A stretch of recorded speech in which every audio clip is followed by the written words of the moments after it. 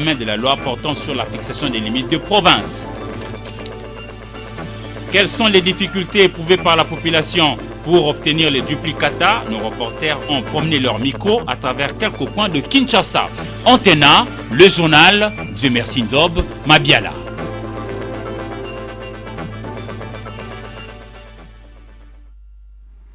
Heureuse de vous retrouver en 2015. Madame, Monsieur, bonsoir et surtout merci d'être avec nous à ce 20h sur votre chaîne Antenne A. Nous venons de l'apprendre, une opération conjointe Forces armées de la République démocratique du Congo, mission onusienne au Congo, vient de reprendre une position occupée par les FLN burundais sur les hauteurs de Fizi au Sud Kivu.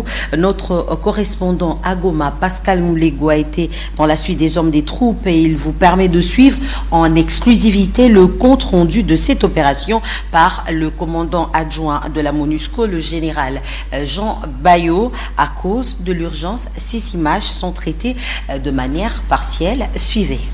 Nous sommes à plus de 3000 mètres d'altitude sur une position qui s'appelle Nyaburunda, un ancien poste de commandement du FNL, un groupe burundais que nous avons conquise ce matin au cours d'une opération conjointe avec le FRDC. La mission est très simple, c'était d'empêcher ce groupe qui était solidement implanté sur les plateaux à l'est d'Ouvira, au sud Kivu, de continuer à opérer et à nuire à la sécurité des populations de la région. Écoutez, nous avons conquis plusieurs positions sur ces collines, les positions principales de ce groupe. Les opérations continuent, nous sommes en train de renforcer notre dispositif et de traquer l'ennemi jusqu'à son contrôle complet. Nous avons bien sûr employé les hélicoptères car cet adversaire est lourdement armé avec des mitrailleuses lourdes, de l'armement lourd et il était essentiel pour la sécurité de nos opérations que nous soyons appuyés par des hélicoptères d'attaque sud-africains et ukrainiens qui ont opéré ce matin en appui de la brigade d'intervention de la MONUSCO, des troupes de la MONUSCO et des FRDC. C'est une opération absolument conjointe qui s'appelle Usalama Kalimisha 2. C'est une opération de sécurisation contre tous les groupes armés qui opèrent à l'est d'Ouvira, dans la région d'Ouvira, à la frontière du Burundi et du Rwanda, et qui sévissent depuis des années dans la région. Ces rebelles ont été soit neutralisés, soit actuellement sont, on va dire, à l'écart, dispersés, et nous sommes actuellement en contact avec eux en vue de leur neutralisation. Est-ce qu'il y a des morts ? Écoutez, le bilan pour l'instant, je ne suis pas prêt de le communiquer. De l'autre côté, du côté des FRDC et de la MONUSCO, nous n'avons aucune perte à communiquer. Les opérations, comme je dis, sont en cours et se poursuivront jusqu'à la neutralisation de l'adversaire. Comment est-ce que vous menez les trois opérations, FNL, FDLR et EDF? Écoutez, ce que je veux souligner, c'est que ce matin, nous avons montré que la brigade d'intervention de la MONUSCO peut opérer sur 3 provinces, car actuellement, contre ADF, ils opèrent à la frontière entre l'Ituri et le Nord Kivu. Et aujourd'hui, comme je l'ai dit, le contingent sud-africain, lourdement appuyé par nos hélicoptères, a opéré aussi aux côtés des FRDC pour cette opération.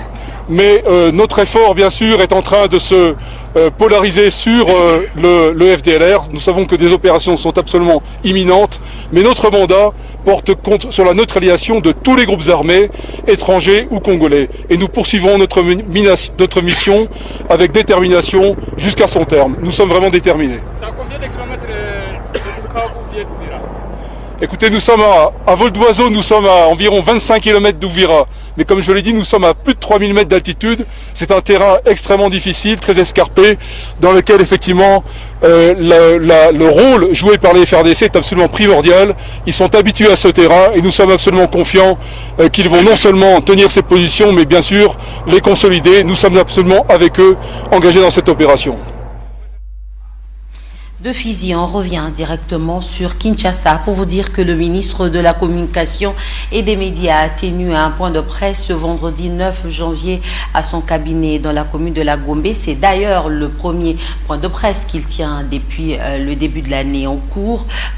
Lambert Mende Omalanga est revenu sur plusieurs sujets d'actualité qui concernent directement la République démocratique du Congo, mais il est également allé sur l'actualité étrangère, notamment sur l'attentat de Paris perpétré contre le journal satirique français Charlie Hebdo.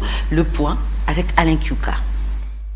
Pour son premier point de presse de l'année, Actualité oblige, Lambert Mende a d'abord exprimé la sympathie et la solidarité du gouvernement de la RDC avec la corporation journalistique à la suite du massacre des confrères français de Charlie Hebdo. Pour le ministre congolais des médias, le monde doit impérativement se coaliser pour éradiquer le terrorisme où qu'il se manifeste puisqu'il est devenu une maladie hautement contagieuse. Abordant le chapitre du désarmement forcé des FDLR, le porte-parole du gouvernement a confirmé que c'est la seule option qui reste étant donné que le désarmement volontaire n'a pas été satisfaisant. Toutefois, il n'a pas donné de précision sur le moment exact du début de ces opérations qui seront menées par les FARDC et les forces de la MONUSCO. Quant au projet de loi électorale tel que modifié et déposé à l'Assemblée nationale par le gouvernement, Lambert Mende s'étonne de l'attitude de certains opposants. Au sujet du différend entre l'administration fiscale et l'hôpital de Panzi, le porte-parole du gouvernement a rassuré qu'il n'y a aucun acharnement sur le docteur Denis Mukwege. Toutefois, a-t-il tenu à préciser, la loi congolaise ne prévoit pas de régime spécial d'exemption ou de dérogation s'agissant de l'impôt professionnel sur le revenu. Même le chef de l'État y est soumis. Comprenne qui pourra. Et puis, en ce qui concerne l'attentat du journal satirique Charlie Hebdo, sachez que les deux frères Kouachi et Koulibaly ont été tués par un assaut organisé par la police française. L'islam est une religion de paix et de non-violence car Allah lui-même est un Dieu de paix. Propos de Saleh Ramazani, l'un des membres de la communauté islamique en République démocratique du Congo, qui a réagi à l'utilisation abusive du nom d'Allah et du Coran par les djihadistes de l'État islamique et les Boko Haram. Il est au micro de Ricardo Bakwa et Damien Maungu. Dans le Coran, nulle part, dans aucun verset, on vous parle de tuer au nom de je ne sais pas moi qui, n'est-ce pas, sans jugement, n'est-ce pas? Et il faudra-t-il encore que ce soit dans un pays islamique où il y a fatwa, n'est-ce pas? Et ce n'est pas n'importe quel musulman qui prend le fatwa. Ça doit être un érudit, quelqu'un qui connaît la religion, parce que dans les mêmes Corans-là, on interdit à ce qu'on tue même une mouche. Comment il est possible qu'on tue un être humain, tout ça là, quelqu'un que vous n'avez pas créé? L'islam officiel n'a jamais constitué une menace dans notre pays. C'est déjà quelque chose de très, très important. Donc, au fait, le fait de ne pas constituer une menace, ça signifie tout simplement que nous n'avons jamais été opposants à notre pays. Nous n'avons jamais soutenu les ennemis de ce pays. Nous n'avons jamais été du côté des gens qui veulent faire du mal à notre pays. Donc, seulement par rapport à cet indicateur, c'est vraiment quelque chose qu'on devait tenir compte. Et puis le découpage territorial reste d'actualité en République démocratique du Congo. Le découpage territorial justement a divisé les députés nationaux de Kolwezi et Sankuru. C'est le sujet abordé au cours de l'audience que le président de l'Assemblée nationale, Aubin Minakou, a accordé à ses députés du Katanga pour trouver un consensus autour de cette question.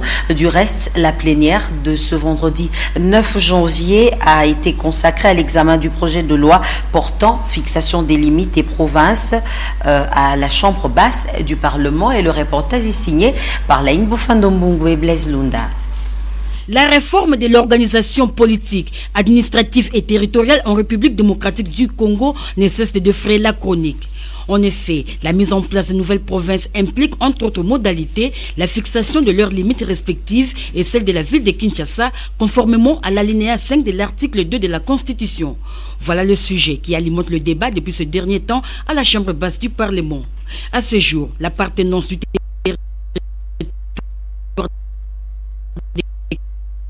Katanga sur le même sujet ont entendu les arguments de chaque partie défenderesse et à l'issue de l'audience, une voie de sortie a mis tout le monde d'accord. Il y a ceux-là qui veulent à ce que Kolwezi ou la sous-région urbano-rurale de Kolwezi soit éclatée en 3 parties, dont une partie doit aller au Katanga, une partie doit aller au Olomami et une partie dans le Lualaba.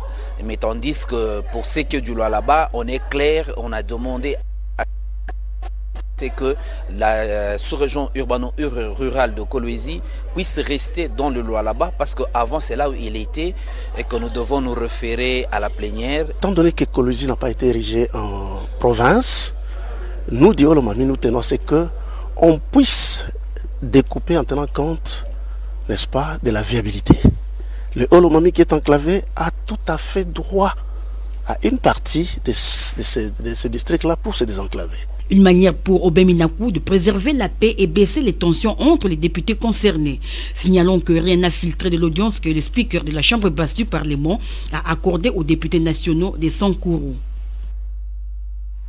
On avance cette fois-ci avec ce questionnement. Est-il facile d'obtenir le duplicata pour avoir l'accès au vote en République démocratique du Congo? La majorité de la population congolaise répond par non. Si à Maluku, le bourgmestre a facilité ses administrés, cela n'est pas le cas pour les autres municipalités de Kinshasa, moins encore pour le reste des provinces de la République démocratique du Congo, tel que nous le fait dire Lisette Amanou, Natacha Bomongo et David Temeni. Alors que nous sommes à quelques heures de la clôture de l'opération d'affichage des listes des électeurs, de nombreuses personnes adultes éprouvent des sérieuses difficultés à Kinshasa, comme dans les autres coins de la République. Vous avez une carte électeur? As-tu une carte d'électeur? Non. Et pourquoi tu n'en as pas? Je l'ai perdu. Es-tu au courant de la procédure pour en avoir les duplicata? Je n'en sais pas grand-chose, seulement j'ai appris qu'à la commune, on en délivre. L'opération a été lancée par la CENI, puis il y a eu ajout du délai jusqu'au 10 janvier 2015, mais la population confond. Alors, tu comprends ou bien la CENI, ils ont foutu en bongo. On nous exige au moins 4 000 francs pour avoir un duplicata. Ce n'est pas normal.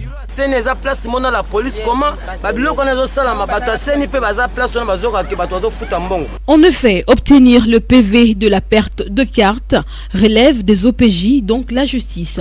Mais l'obtention du duplicata revient plutôt à la CENI. Par exemple, dans la commune de Maluku, le bourgmestre Papi Epiana, pour faciliter les choses, a intimé l'ordre aux OPJ de délivrer le PV à 500 francs congolais en vue d'aller ensuite à la CENI pour le duplicata.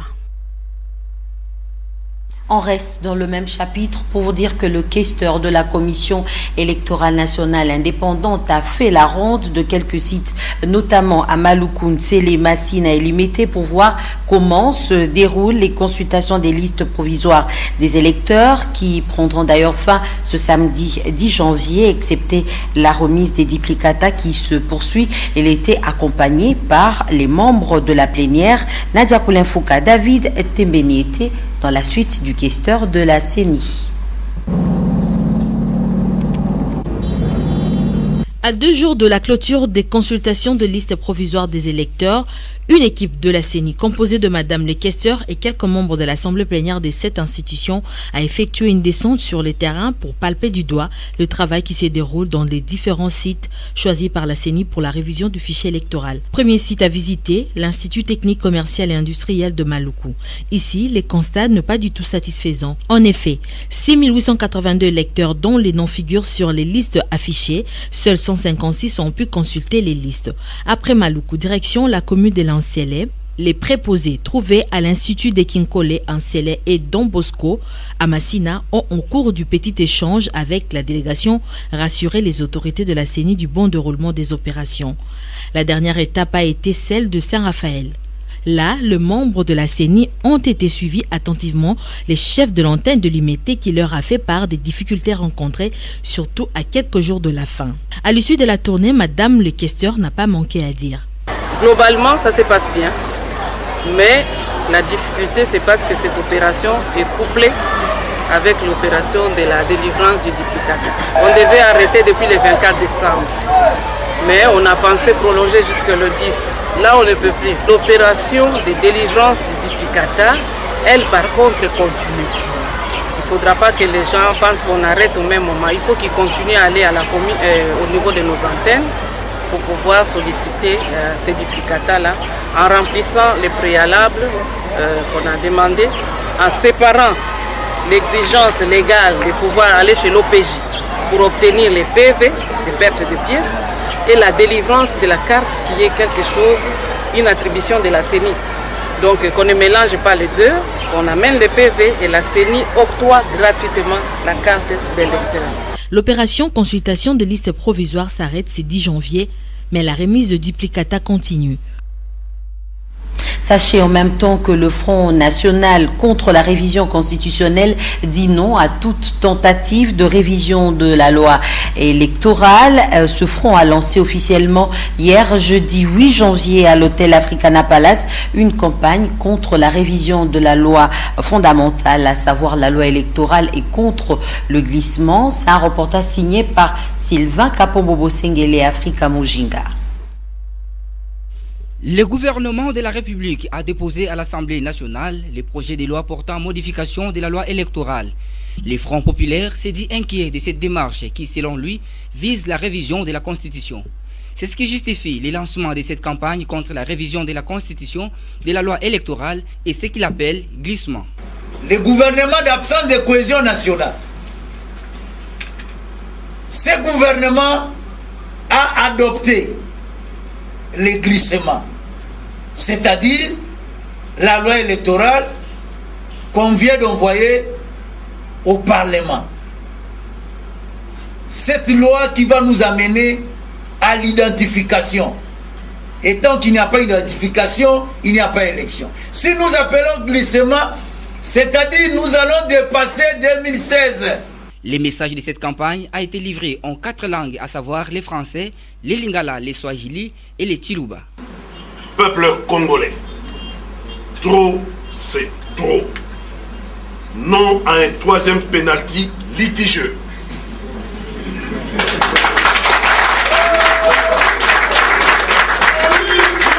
La position du Front populaire est claire. Pas question de toucher à un iota de la loi électorale. Modification de la loi électorale égale application de l'article 64 de la Constitution.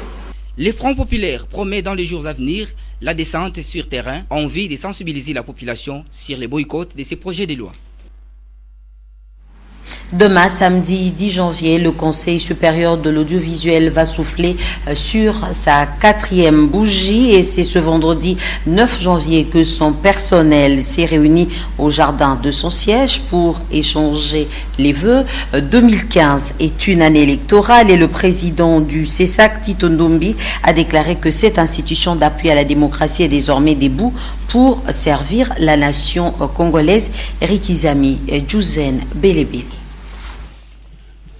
Le directeur de cabinet de l'institution CESAC a prononcé la première adresse qui a ramassé le vœu de l'ensemble du personnel de cet organe régulateur de médias qui visiblement comprend l'importance de son apport dans le fonctionnement de l'État.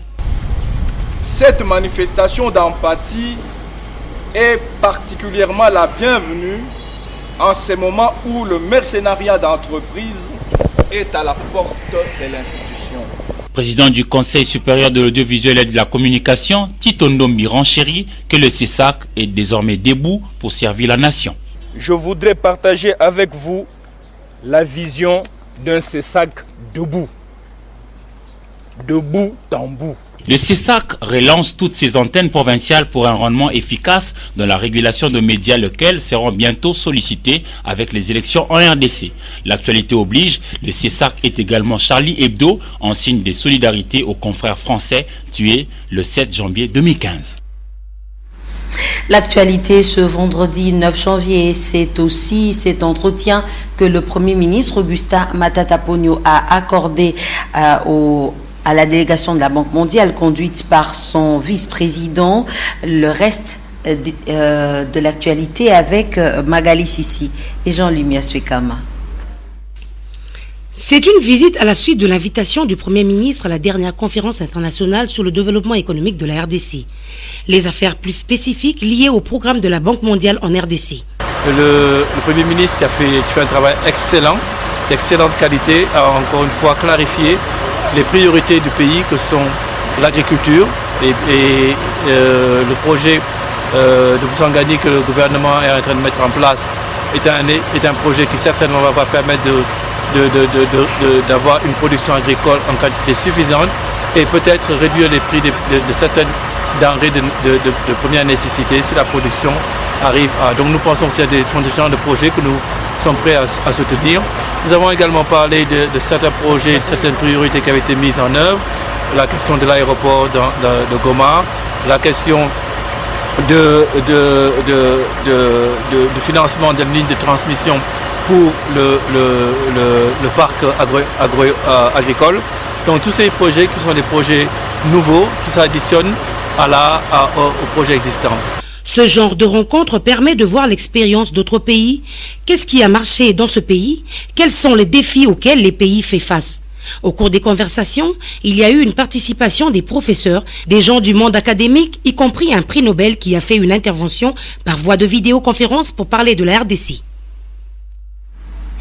Et dans le domaine de l'industrie, le 20 janvier démarre la campagne pour la promotion de l'industrie congolaise. C'est dans ce cadre de cette pré-campagne que le ministre de l'Industrie, Germain Kambinga, s'est entretenu avec les représentants des usines de panification cosmétique basées à Kinshasa. Dans Momat, reportage.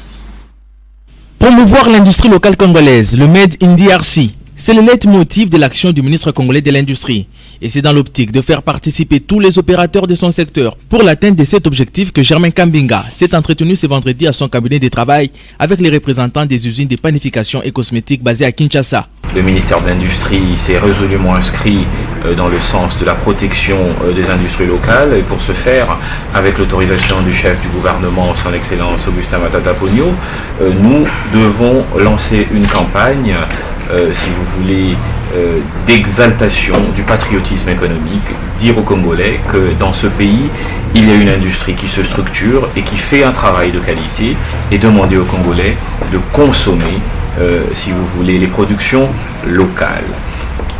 Dans cette phase de pré-campagne, nous voulions rencontrer les différents secteurs industriels pour échanger avec eux sur le déroulement au niveau de Kinshasa. Cette approche a tout de suite séduit de nombreux industriels. C'est la toute première fois dans notre profession qu'un ministre, dès son arrivée, nous fait venir, nous les industriels, pour parler de nos difficultés et nous donner son programme pour qu'on puisse l'accompagner dans sa mission. Nous sommes là avec le ministre qui va nous aider, qui va nous accompagner dans nos investissements. Nous sommes très contents.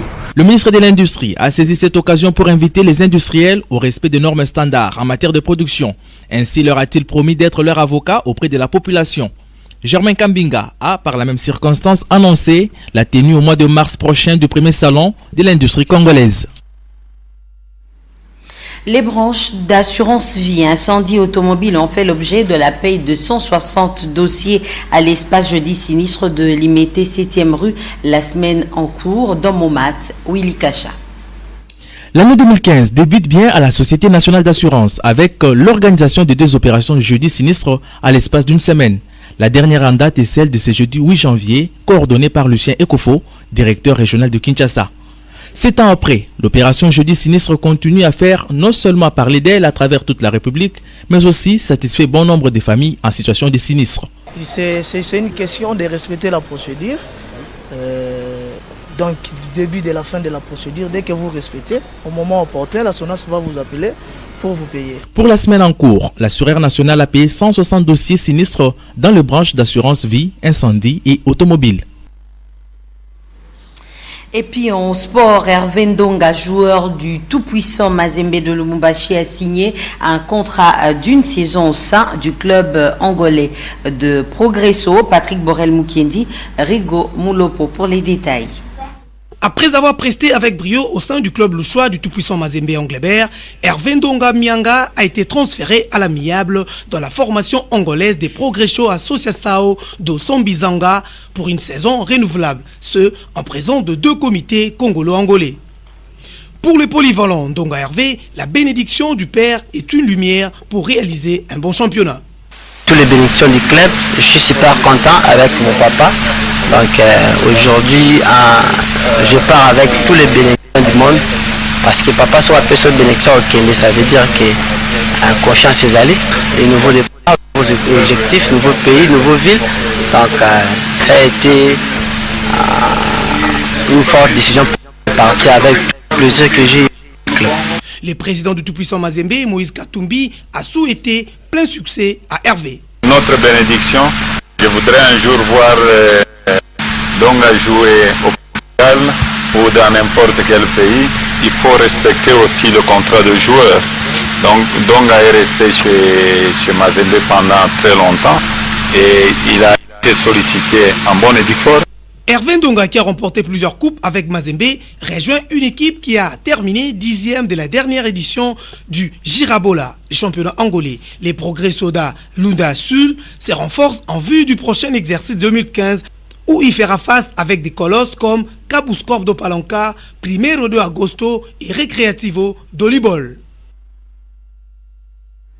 Sport toujours, on connaît désormais les 23 personnes qui vont composer la liste des léopards RDC pour la CAN Guinée équatoriale. Sur les 29 présélectionnés, 6 ont été décalés, dont un professionnel d'Istel Zola de Châteauroux en France. La revue de l'effectif de Florent Ibengue dans ce commentaire de Patrick Borel-Mukiendi.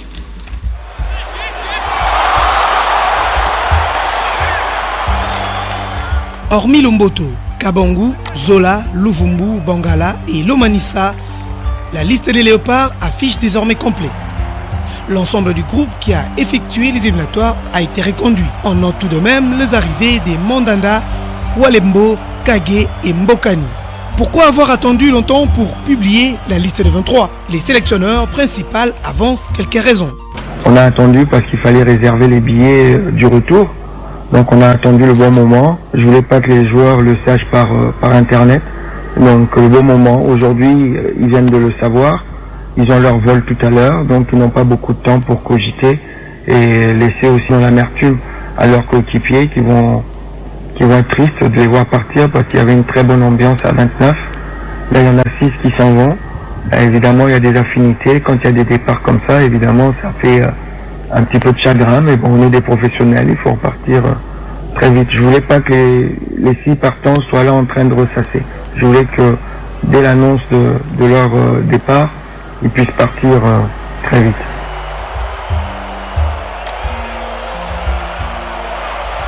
Après l'amicale du 7 janvier dernier, les Léopards s'apprêtent à jouer un autre les 12 de ces mêmes mois, avant de rallier et Bébéine en Guinée équatoriale pour affronter les Chipolo Polo Boys de la Zambie les 18 janvier pour les comptes de la première journée du groupe B.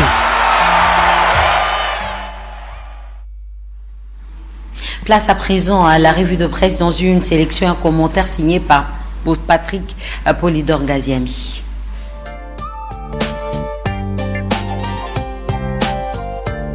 Le projet de loi électorale continue de susciter des commentaires et réactions depuis son dépôt le 5 janvier dernier au bureau de l'Assemblée nationale. Si les uns s'attardent sur la hauteur de la caution financière, écrit le Phare, transformant du coup le poste en chasse gardée de la très haute bourgeoisie politique, d'autres s'attardent sur les critères du diplôme et de l'expérience professionnelle. En effet, s'agissant précisément du diplôme, poursuit-il, l'on note que le législateur congolais n'en fait plus un critère déterminant pour être candidat à un mandat électif à tous les niveaux. En clair, l'on peut ne pas être détenteur d'un diplôme universitaire et prétendre à l'exercice de plus hautes charges de l'État, sur base de son expérience. De son côté, l'opposition politique à l'Assemblée nationale rejette le dit projet. Dans une déclaration publiée par le Phare, elle réitère sa décision de boycotter toute séance de l'Assemblée nationale qui a pour objet de débattre de la question de la modification de la loi électorale. Elle considère que le cadre légal en vigueur permet à la CENI d'organiser toutes les élections et invite cette dernière à publier le calendrier global conformément à la loi en vigueur sous peine de forfaiture. C'est ce que la Prospérité qualifie de kit ou double pour la majorité, car en l'absence de cette loi électorale, si celle-ci, c'est-à-dire la majorité, se plie aux caprices de l'opposition, Malou Malou s'en trouvera naturellement bloqué. Si bien que d'ici fin janvier 2015, la CENI risque de ne rien faire qui puisse rassurer les parties prenantes. Or, poursuit le quotidien, tenter le miracle, c'est forcer la note à tel point que la pomme de discorde qui en résultera sera déterminante pour la crédibilité de l'ensemble du processus électoral lui-même. Comment, dans ce contexte, manger l'omelette sans casser les œufs, s'interroge le journal. De l'avis de plusieurs analystes sérieux, la majorité est là devant un choix cornélien. Y aller seul ou négocier avec l'opposition. Voilà le kit double pour la Prospérité. Pour ce qui est de la position de l'UDPS, le livre débat rapporte que son président national a instruit son écurie, à partir de la Belgique, de la nouvelle posture à tenir à propos des élections 2015. Il s'agit d'exiger le report ou le renvoi des scrutins en repoussant leur tenue après les préalables ci-après. La réforme de fond en comble de la CENI et de tout ce qui tourne autour. Élection du gouverneur. À l'Équateur, l'abeille se pose la question: qui succédera à Coagialo? Plusieurs noms s'affichent et le journal parle d'une vingtaine de candidats, parmi lesquels les députés Lokondo, CDA et Boussa, le général Iwanga, Alain Atundu, l'actuel gouverneur Haï de cette province Impeto, les honorables Bolengue Gabriel, Thérèse Guérengo, Patrice Mayombe et Dumba Dumba, Cyprien Lomboto, Dieudonné Agboumana, Gontran Ibambe, Nzege, Diagba, sans oublier Bofaya, Mangbengu et Elessé. À tous ces noms, il convient de joindre celui de Junior Coagialo, réclamé, selon le journal Les Braves du Roi, par les députés et la population de l'Équateur. Dossier FDLR, l'ONU presse Kabila d'agir. Dans une déclaration unanime, indique la manchette, les 15 membres du Conseil de sécurité demandent au chef de l'État congolais d'approuver rapidement et d'appliquer pleinement la directive conjointe qui permettrait à la MONUSCO et à l'armée congolaise de mener ensemble une offensive contre les FDLR. Cette offensive qui tarde pourtant à venir. Enfin, la référence plus revient sur la conférence de haut niveau sur la croissance économique inclusive en RDC, ouverte hier au Grand Hôtel Kinshasa. Pour le journal, cette conférence est un défi, celui de l'émergence que lance Matata Ponyo et l'université Harvard. C'est fini avec la revue de presse de ce vendredi. Bon week-end chez vous.